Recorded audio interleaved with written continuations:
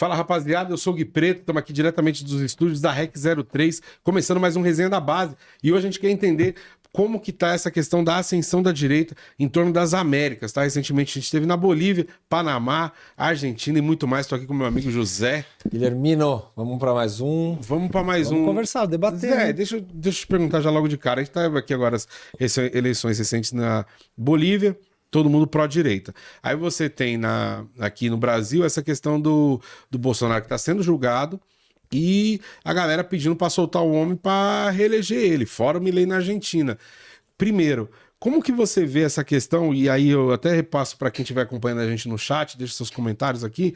Como que você vê essa questão da ascensão da direita e essa dança de tipo assim, agora todo mundo para a esquerda? Porque tem a questão da esquerda aqui que a gente não pode esquecer. Tem o Petro, tem a presidente do México, tem nós aqui que é mais esquerda. Mas como que você vê essa questão de a América tá se rendendo à direita? O que que tá seduzindo? E, de fato, ficar nessa brincadeira de entre o Lula agora, solta o Bolsonaro, vai o Bolsonaro. Prende o Lula de novo, vai o Lula de novo. Vai para algum lugar isso? Não vai? Qual que é a parada, mano? A democracia burguesa, né? E que tem gente até que chama de autocracia burguesa. Autocracia? Tem gente que usa esse termo, autocracia burguesa, né? Porque, vamos parar para pensar, é um sistema... Não, isso deixando também bem claro, né? Ninguém tá aqui falando volte à ditadura. Não. Uma coisa é uma coisa, outra coisa é outra coisa. Concordo. É importante a gente entender que até mesmo na época da ditadura brasileira, os 20 anos, é uma autocracia burguesa, que teve um alinhamento com a classe dominante da época, né? Então, por exemplo, você faz quase que um teatro, como se estivessem trocando algumas peças. Sim. Mas não tá trocando tantas. Ou seja, a burguesia tá sempre mandando. De modo geral é isso. Por isso que chama às vezes de autocracia. Porque a burguesia nunca perde nesse sistema. Sim. Ela nunca perde. E quando ela percebe que vai perder, ela tenta algumas espécies de golpe parlamentar, ou golpes como tivemos na década de 60, 64. né? Então, o que eu vejo, a onda que eu vejo na América Latina é que assim, a gente precisa superar a dependência. E através desse sistema que está hoje, a gente não supera a dependência. Pode até trocar uma figura ou outra, como a gente teve eles chamavam de primavera americana, latino-americana, que começou nos anos 2000 ali. Então, você foi tendo presidentes de esquerda, você teve um Lula que ganha, né? Você teve um Mujica, aí você teve ali na Argentina também Kirchner. Então, as coisas foram aparecendo à esquerda. Aí a esquerda tenta modificar algumas coisas no sistema. E aí ela cai, aí volta, aí começam a se entrar as direitas na América Latina, ali, né? Que entra Bolsonaro. O Bukele. Tinha ali um cara. Que aí aquela onda do empresário, né? Na Argentina, até esqueci, tinha lá um cara que era tipo meio almofadinha, assim. Não, eu sou o tecnocrata, né? Tem o João Dória aqui. Na verdade, é a explosão dos outsiders, né? Então a gente tem... Outsider não, vamos botar o nome mais brasileiro, é o empresariado, os de fora. Né? Isso, a gente tem essa onda de 2000 a 2015, 16, essa esquerda presente na América Latina. Depois você tem essa outra onda direita. Aí volta-se à esquerda para tentar, né, apaziguar um pouco. Mas é o que você falou, a ideologia liberal tá tão forte, focada no indivíduo, que tá tudo feito de novo para o campo permitir para que uma direita às vezes entre. Né? Até nessa esteira, você vai ter Lula, Bolsonaro. Vamos focar no Brasil. O Bolsonaro tá para sair e tal, não sei o quê. O Xandão vai julgar, beleza. A gente tem a sensação, quem vota no Bolsonaro, quem votou no Bolsonaro, ficou com esse negócio de não deixar ele governar. Ficou com esse miguezinho. Né? Aí o Lula tá aí algumas coisas a gente não percebe a diferença, não estão deixando o Lula governar. Cada um protege o seu player, o seu jogador, mas ninguém ataca o game. Né? Ninguém ataca o jogo. Né? Todo mundo fala assim, o Lula não pôde, o Bolsonaro não pôde. Tá, mas por que não pôde? Sim. O Bolsonaro não pôde por causa de tal coisa, tal coisa, tal coisa. O Lula não pôde por causa de A, B, C e D. Então é o jogo. Tem alguma coisa errada com o jogo. Com o tabuleiro. O tabuleiro, a gente tem que questionar o tabuleiro. Porque assim, se você é de direita, botou o seu lá, e eu sou de esquerda, tô criticando porque o seu que tá lá não resolveu, Sim. e aí o meu tá lá e você tá criticando, então tem alguma coisa errada no tabuleiro. Porque não tá movimentando as peças. Os peão continua lá, à disposição pra ser, Sim, sim, sim. Né? O bispo, por ser da igreja, né, sempre comendo ele. Sim. Agora, brincadeira, isso é o cavalo. Aí, então você tem essa questão, e aí eu repasso pro trabalhador que estiver acompanhando nós, é tipo assim, já parou pra pensar por que, que você votou no teu político e ele não pode resolver? Por que, que seu deputado, por que, que seu vereador enxuga gelo? Por que, que o seu prefeito tá enxugando gelo? E por que, que de fato não tá se fazendo? Qual que é a parada? Beleza, já falamos em outro episódio tem até o termo, dependência, mas você falou Teoria marxista da dependência. dependência. Então, aí a população está despolitizada a um nível que você não pode falar em burguesia, não pode falar revolução, porque aí já afasta a população disso. Então, tem outro brasileiro, não me recordo, mas eu vou deixar no primeiro comentário desse vídeo, que ele fala justamente, nós estamos agora no momento de reparar os danos, o liberalismo já está aí. Tá? Então você tem os pequenos grupos, o grupo de Uberzinho lá do Uber no WhatsApp, aí eles criam as leis dele lá, eles acreditam naquilo já era. Você tem o grupo dos motoca, eles criam as leis lá nos grupos dele já era. Você tem o grupo de bolsonaristas no Telegram também, cria as leis dele já era. E assim vai indo. Então as eleições, elas são um reflexo disso. Então tá todo mundo falando, volta o Bolsonaro. Tá, mas vamos abrir a mente, rapaziada. O que o Bolsonaro fez? Tá? Sim. O que o Bolsonaro fez para ser tão melhor assim que o Lula? O que o Lula tá fazendo realmente? Tá? Então, quando você elege uma figura igual o Bolsonaro, que você que tá pedindo para ele sair da cadeia, por que eu prefiro o Lula ao Bolsonaro? Eu sei que os dois são dois jogadores do tabuleiro que tá na merda. Mas o problema do Bolsonaro é que ele acena pro fascismo. E aí o fascismo, ele fode a minha galera, fode toda uma galera. Então, tipo assim, o Bolsonaro, o problema não é que ele só não é um péssimo jogador. Ele, além de fechar com o tabuleiro, ele ainda consegue fuder ainda mais uma coisa que nem o tabuleiro... O dono do tabuleiro nem queria mexer nisso aí, Zé. Sim, total. Nem queria mexer. Só que aí o fascismo vai lá e fala, opa, ainda dá pra fuder ainda mais o trabalhador. Então, de fato, não adianta a Bolívia lá meter um direita, o Bukele resolveu o problema da segurança, ponto. E como é que tá a economia de El Salvador, ó? Mas os caras, porra, tá top. Não tá, irmão. Não tá. Gui, eu acho que tudo é um aprendizado. Quando a gente fala dessa dependência que a gente tem dos países do centro, é importante a gente entender. A esquerda chega no poder, tá? Bom, no poder não. A esquerda chega para governar esse sistema burguês na América Latina, prometendo algumas coisas que era impossível entregar dentro desse sistema. Então, acho que isso também é importante a gente enxergar. Porque a esquerda que realmente governa, ela não é uma esquerda revolucionária. Teve uma que tentou no Chile, tá? No Chile, com Salvador Allende. Mas que tomou um golpe no poder. Então, veja, ela realmente chegou para tomar o poder. Porque era um socialista. Tá? O restante das esquerdas que ganharam não eram socialistas, cara. Acho que é uma coisa linda. Pode ser um trabalhista. Reformista, né? Que se fosse ainda reformista tava bom, mas às vezes nem reformista era. Porque não faz... Não, perdão. Porque não cria grandes reformas. Verdade. Cria projetos sociais, né? Ajudas sociais para a população. Só tenta diferenciar da direita, você olha o social, mas nem não chega a pá, né? Isso, mas não chega na estrutura, não faz a ruptura. Eu acho que o aprendizado que a gente tem que ver na América Latina é que, assim, quando a gente fala do tabuleiro, que não é questionado, até a direita questiona mais do que a esquerda na hora que ela sobe para governar. O tabuleiro. Só que ela aponta para lugares do tabuleiro que não são tão estruturais. Mas ela fala que o problema está no tipo da votação, que é papel, que está sendo roubada. Ela fala que o problema está no STF. Então, ela ainda... Agora nós subimos para governar... Mas aí você me perdoa. Aí eu vou tentar fazer uma provocação aqui. Boa. Ela questiona, não tem nada a ver, mas se a direita por si só tem essa questão mais reacionária, autoritária, por exemplo, Bukele assumiu lá, Sim. Vai tirar o cara da presidência agora lá. Não dá. Sim. Vai tirar o Hitler lá da Alemanha na época. Não dava. Então, quando ele questiona o STF, questiona a eleição, é porque eles estão querendo o quê?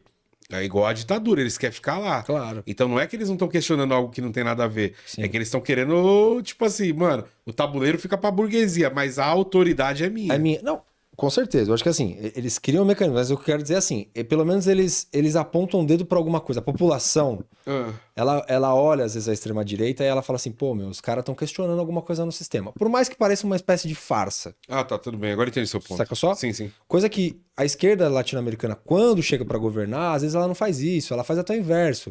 ela realmente ela fala, eu vou conseguir. Ela promete 15 coisas, entrega 3, porque é impossível. É um sistema que ele é feito para, como a gente até falou, ele é feito para a classe dominante nunca perder. E só o trabalhador perder. Então, a classe dominante, muitas vezes, não consegue perceber uma grande evolução quando a esquerda sobe para governar, cara. A gente tem que jogar limpo. Lógico, lógico. Né? Às vezes a pessoa... Por quê? Porque como é um sistema que tá bombando na ideologia do individualismo, a pessoa fala assim, não, mano, eu que fiz meu corre. Eu fiz meu corre sozinha. Foi o Lula. Ficasse eu lá em casa pra ver se o Lula... Então, o problema é a ideologia ela é tão forte e aí a gente fala, porra, velho, mas temos que politizar. E aí a gente vê, às vezes, o discurso do Lula, que a gente olha e fala, porra, agora o velho tá indo da hora. Mas, de repente, ele breca. Ele breca, porque tem os limites do sistema capitalista. O lobby, a gente vive num país do lobby que paga ali o parlamentarismo nosso. Claro. E cada vez mais obscuro, né?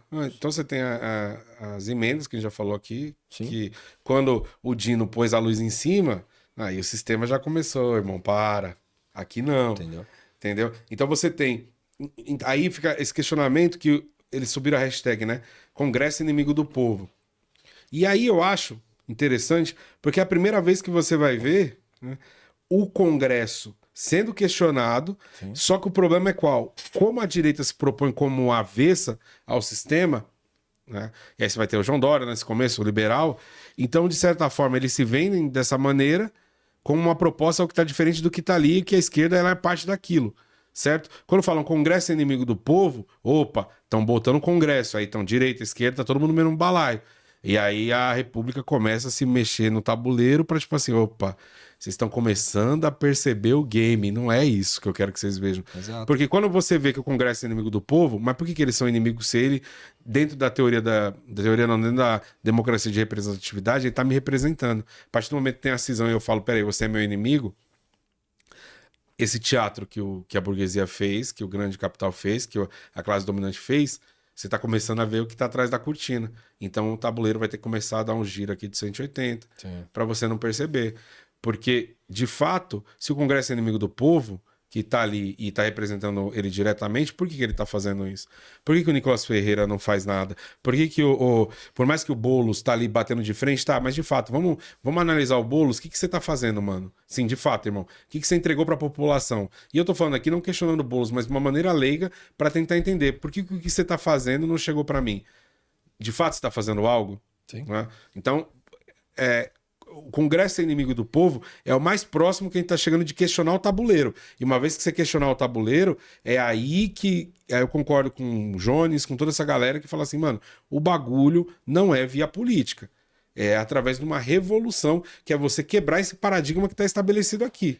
E aí quando você vê uma América toda tipo tomada de agora vamos para a direita, agora vamos para a esquerda, você tem um Brasil que começa a sinalizar de tipo assim, opa, vocês são inimigo nosso, talvez a gente está perto de alguma coisa. Só que, e eu encerro minha fala por aqui, quando você está próximo de alguma coisa, aí vem um Trump e um Eduardo Bolsonaro e bagunça de novo nós tudo.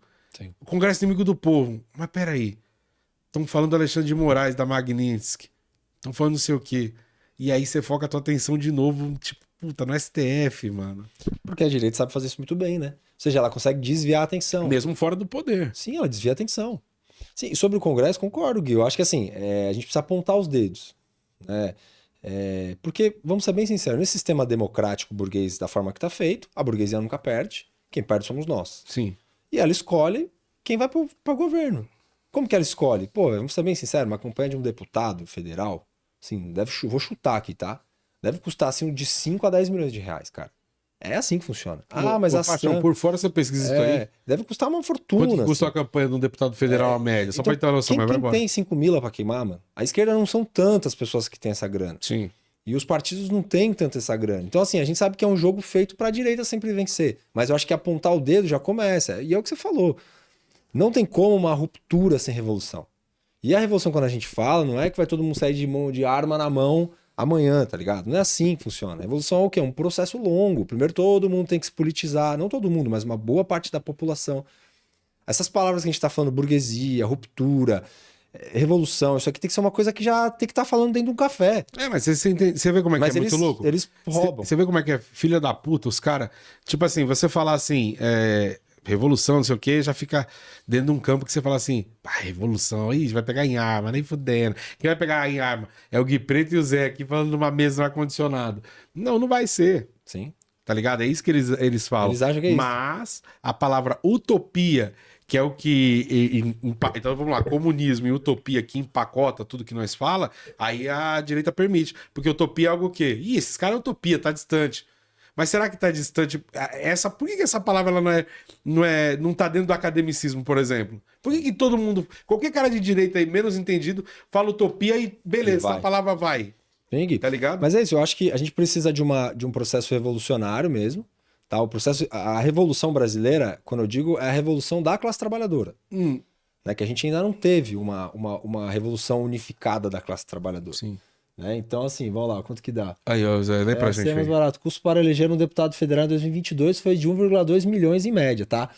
Mas isso é 2022, 1,2. Porque foi a última eleição, né? E é média, então assim, eu tenho certeza que deve ter cara que gastou 10 mil, 5 mil, entendeu? Não, mas tudo bem, não, é a média. É a média. Desce um pouquinho, vai ver se parece nome desses vagabundos, vai descendo. Mas já deve ter, ó. Média por estado, média por estado, lá, ó a Paraíba, ó, 1,5, ó, tá vendo? Tô dizendo, cara, eu acho que assim, o Piauí, ó lá, ó. Então assim, é caríssimo. E quem tem isso pra queimar? Isso é bancado por empresas, né, Gui? Tem empresas, os lobistas são empresas. Agora, o que é interessante a gente ver é que assim, a gente precisa de uma revolução do trabalhador. Porque a classe dominante ela já teve espaço histórico para fazer a revolução dela. Sim. A revolução burguesa, tá? Porque temos que lembrar que a burguesia já foi revolucionária. Hoje ela é conservadora, porque para ela tá bom o jeito que tá. Agora, quem tem que ser revolucionário somos nós, os trabalhadores, a classe trabalhadora. Então a revolução precisa partir de nós. Porque eles já tiveram a deles. Até tem aqui esse livro aqui, que é a Revolução Brasileira, do Florestan. Esse aqui, ó, Florestan. Revolução Burguesa no Brasil. Tá? A gente teve uma revolução burguesa. Você entende? Então essa revolução burguesa, só que ela foi uma revolução seguinte, Gui. Geralmente quando você tem a revolução burguesa, você já tinha os latifundiários no Brasil, certo? Desde o Brasil colônia. Os donos das terras, né? Os senhores do engenho. Quando chega essa burguesia, o que ela tinha que fazer na revolução? Vamos falar real. Ela tinha que derrubar o latifúndio. Derrubar. E falar, não, agora quem manda sou eu, acabou você. Não, ela fez uma aliança com o latifúndio. Ela fez uma revolução que tem gente que chama até de contra-revolução, que é como se fosse uma aliança, ó. Você fica na sua terrinha aí e a cidade fico eu, né? Então, eu não vou te incomodar, eu não vou criar uma guerra com você. Tipo assim, não, eu quero o campo pra mim que eu vou montar um monte de fábrica aqui. Não, ela não fez isso, como em alguns outros países. Ela fez uma aliança e permaneceu. Então chegou a nossa vez, já há muito tempo, que a gente tem que avançar. É só através de revolução, né, Gui? E aí só um ponto pra gente caminhar pro final, mas aí então a gente tem essa questão das eleições. A gente tem a questão do bolsonarismo tá forte, pessoas pedindo pro Bolsonaro. Mas aí fica a reflexão para você que tá assistindo e puder deixar nos comentários, quem estiver realmente acompanhando, esse questionamento de fato, não adianta você botar o Lula, não adianta você botar o Bolsonaro. O que eu acho que fica aqui pra gente brisar junto, refletir junto, mano. Ninguém é dono da verdade, mas pelo menos propor esse questionamento de fato. O Congresso, tudo que tá lá é nosso inimigo, então a gente precisa de um outro conceito. Então esse tabuleiro aqui, ó, esse tabuleiro aqui ele não presta. Então a gente precisa mudar o jogo. Sim. O jogo que tá lá posto, ele não resolve. Então, por mais que se já existe esse pacto entre a burguesia e o latifúndio, como você mesmo disse, e as cidades, e não vai industrializar, tem que atacar o jogo. Por que toda hora a gente ataca a China, mas por que já não tá mais colando o bagulho da China? Porque o produto dos caras tá pica, então não vem falar, isso aí é made in China. Tá bom pra caralho. Sim, já tá bom. Já não tá caindo mais esse discurso. Falar que a China é uma merda lá, não sei o quê, já não cola mais. Sim. Por quê? Porque até quando você começa com essas ideologias de bosta, tipo assim, o Monark ele ficou muito tempo falando merda. Na China, lá a internet é regulamentada. Dá uma meia hora aqui, irmão, pode tirar essa merda do ar. O Flow, não o Igor, tá? O Monark, ele não ia ficar esse tempo todo falando bosta. Esse terraplanismo político dele. Mano, com dois dias de podcast, o governo ia falar, isso não é ditadura. É só tipo assim, mano, nós não pode, infelizmente, porque assim, a internet ela já tira o tempo das pessoas. Eu não vou deixar minha população imbecil. A ponto de, tipo assim, o chinês ir lá, vir um Trump, descer no cara, e os chineses falar, pô, obrigado, Trump, valeu pela tarifa, porque aqui nós é o carnaval e o pagode. Não, mano. Os caras batem de volta e falam, então toma no seu rabo mais 50. Só que pro povo ter essa consciência, não é exato. E não ficar nessa doutrinação de, tipo assim, a esquerda quer que todo mundo seja igual, vai tomar minha padaria, vai tomar meu... Não vai, mano. Sim. Ela só vai deixar você independente de ficar pensando numas ideias que não é sua. Tá ligado? Sim. Não ficar, tipo, agora, pô, a coisa mais nojenta pra fechar uma vacina aqui, pô, tem o bagulho do Felca. Aí já tem cara da direita falando que, mas isso aí eles fizeram pra coisar a internet. Mano, se você vê, eu acabei de ver um aqui, nessa bosta, a pior coisa de ver o vídeo do Felca é isso. Aí me vê essa merda desses negócios da Camila, pô, o cara com roupinha de uniforme lá, pô, Ítalo, vai tomar no seu rabo, mano. Que você não era fechado com esses caras aí que começa com P, pô. Sim.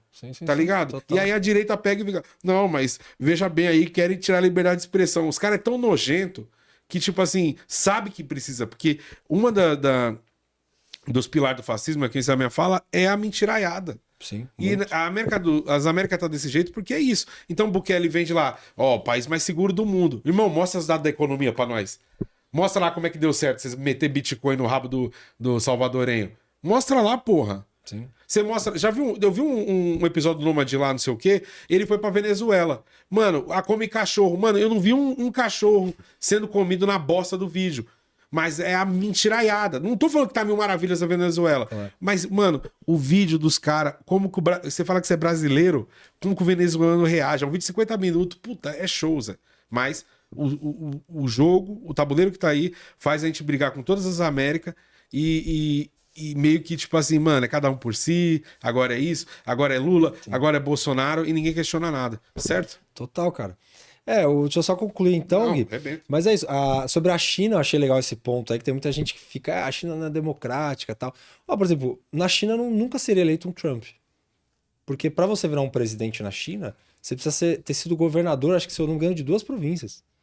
Né? Então você precisa ter um embasamento técnico, né, político para estar ali naquele papel, né? E não simplesmente ser um empresário que nunca teve uma função política, um cargo político, né? Então eu acho que são coisas que acontecem que são bem diferentes. E o que você também deixou bem claro, assim, por mais que a gente faça críticas à esquerda dentro da América Latina, dessas que governaram e tudo mais, mas a gente, óbvio, que prefere elas no poder, sim, mas elas precisam pelo menos ajudar a politizar, porque cada vez que elas entram, elas não politizam, volta de novo a direita mais forte. Cada vez que elas entram e não politizam, volta a direita mais forte. Né? Então, é isso. Tem que chegar para politizar, tem que fazer reforma. Né? Precisamos de reformas, né, Gui? Sim. Então, sem reforma, a gente não tem grandes mudanças. Né? E sempre lembrando que, assim, não teve reformas significativas que o PT tenha feito. Não tem. Não tem reforma. Todos são políticas sociais, não foram reformas. A última reforma, assim, clássica que a gente tem, que é o SUS. O SUS é uma reforma. E não foi criado pelo PT, foi criado na Constituição, antes do PT. Então, para você ver que, assim, o que a gente precisa de reforma. Né? O Petro, na Colômbia, ele tenta algumas reformas, que parece que estão funcionando. É duro, o jogo é duro. Fazer mudanças dentro desse sistema burguês é duríssimo. Sim. E é isso, politizando, falando de revolução para em algum momento a gente realmente fazer ruptura com esse sistema burguês, né, cara? E você pega o Haddad, nós temos mais 2 minutos ali, você pega o Haddad, e aí eu jogo pra você, você finaliza aí. O Haddad, quando o pessoal falou assim, caralho, pô, New York Times elogiando o cara, eu caí nessa falácia aí. Elogiando o cara por causa da ciclofaixa. Mano, aí no final das contas você vai ver que o cara, a ciclofaixa, agora é teoria total da conspiração. Sim. Só que aí é a parte que eu sei que esse cara é um liberal safado. Você acha que ele fez a ciclofaixa pra mobilidade ou pra as bikes do iFood? Você acha que foi pra quê? Então, tem todo um... Entendeu? Tipo assim, você acha que ele se preocupou com a mobilidade de, tipo assim, mano, emitir menos gás carbônico, sei lá, e poluir menos? Ou tipo assim, mano, o que eu tô vendo lá é o seguinte, os caras tá de pedalinho, aquelas bikes mais motorizadinhas e tá fazendo entrega. Pô, mas precisa ter um cantinho, porque, mano, se as motos já capota, sim, e nós acreditou, mano. E isso aí é teoria da conspiração mesmo. Não tô falando que é verdade, tá? Sim. Deixar isso aí evidente aí que um cara toma pau depois, mas. Não, mas é importante. Não te parece? Não, mas é importante porque, por exemplo, até o Haddad, né? Agora, nesse momento, a gente tem esse Haddad do passado, né? Do Velho Testamento, agora no Novo. O Novo é o seguinte: o Haddad do Novo é assim, ó. Ele até faz um discurso interessante contra o Trump. Sim. Só que por baixo dos panos, ele tá negociando a entrada das Big Techs, a não regulamentação das Big Techs, a entrada daqueles centros tecnológicos de armazenamento de dados, Que vai acabar com a nossa água, com a vai natureza. destruir umas cidades. Isso está sendo negociado por baixo dos panos. Tá? Então não adianta só o discurso evolucionário. A política é um negócio que assim, é discurso e prática, é discurso e prática. Não adianta só falar, tem que mostrar que está sendo soberano, que está afim realmente de construir uma nação soberana, né, Gui? Falando em soberania, o podcast mais soberano desse país se chama Categoria de Base. Eu te convido a se inscrever, deixar seu comentário, ativar o sininho. E estamos de volta semana que vem, né, Zé? É isso aí. Mais uma vez, juntos aí para comentar e criticar. É isso. Obrigado Até a a próxima. você que ficou até aqui. Valeu! Na categoria de base.